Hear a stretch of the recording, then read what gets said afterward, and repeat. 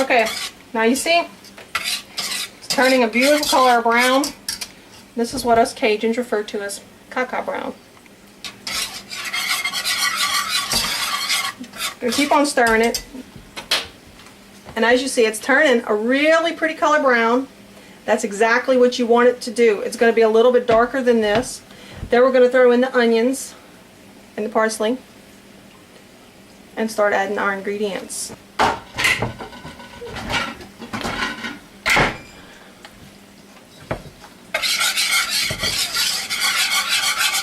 This is the part where you do not leave the stove.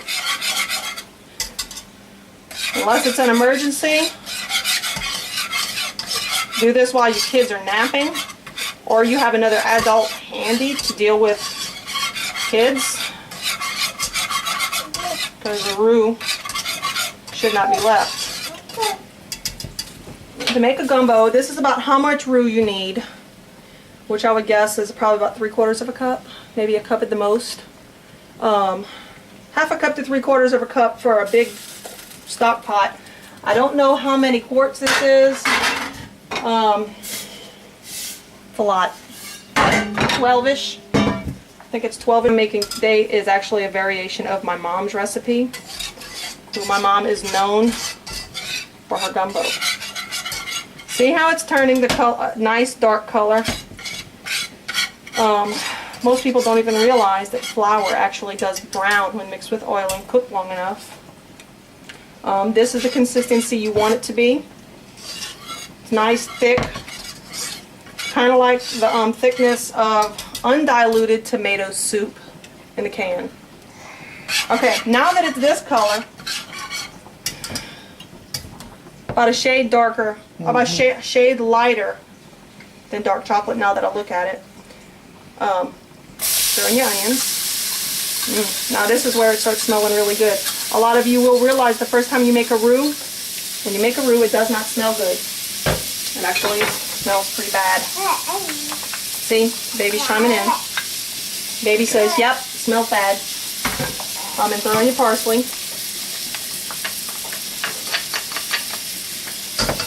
Like I said, my parsley, you can use parsley flakes, dried parsley flakes. That's not enough, so I gotta get some more. We actually use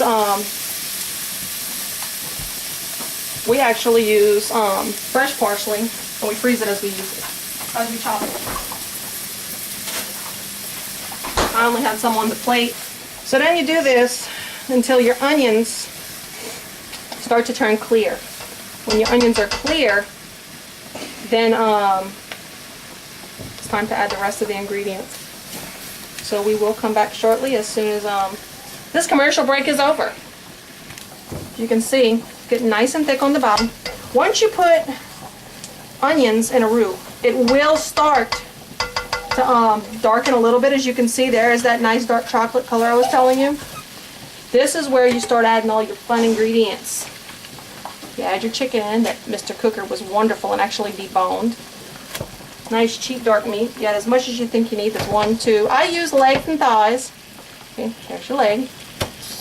Add your chicken. This is roughly about 3 pounds of chicken because I make a big pot. And my husband likes a lot of meat and stuff in it, or as he calls it, the big gods. Drigaj. Drigaj. I'm not from the same area as he is. 8 thighs, 4 legs. So in here, because he deboned it and he knows more about what's in here than I do this time, I just pull out the packages. This is 8 thighs and 4 legs. See what I mean about men sticking their business in your pot? Yeah, I'm getting a dirty look. And this is where that little rinky-dink spoon I've been using, when you pull out the big business. I like this spatula for heavy-duty stirring. So put your chicken in there, and you don't want to cook it all the way, but you do want to let it kind of brown a little on the edges. I guess you're going to cook it like this for about 5 or 10 minutes. Now keep in mind, when I said this was 2 to 3 pounds of chicken, that was minus the bones. So if you do buy it from the store, it'll probably be and if you want to debone it, or if you don't want to debone it, whatever you do, make sure that you pull the skin off, because the skin will leave it really greasy, and you'll have all that much more grease to skim off. It still gives it a good flavor if you leave the skin on it, but just it's not as good. Just if you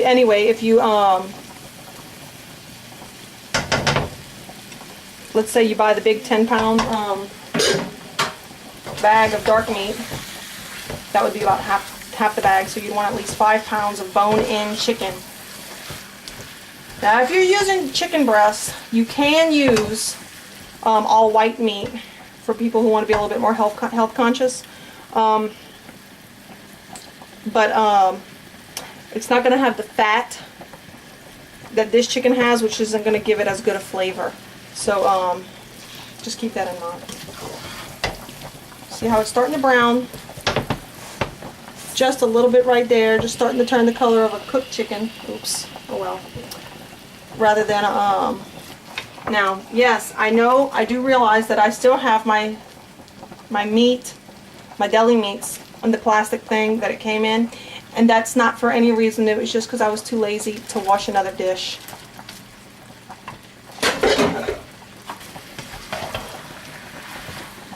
You can add this when you add the smoked sausage, but for the extra flavor it gives a gumbo,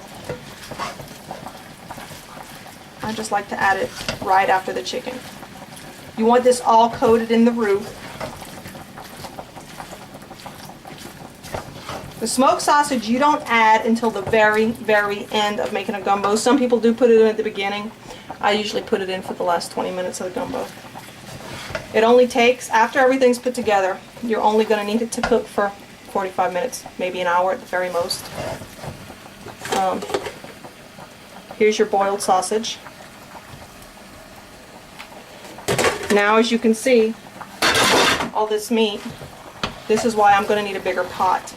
The only reason I didn't start it in the other pot was because it's a very thin pot.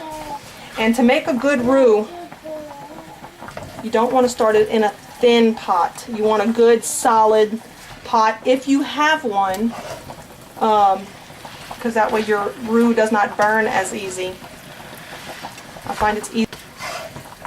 And this is the start of a good gumbo. Now we're going to transfer all of this into this, and I'll be back as soon as it's transferred.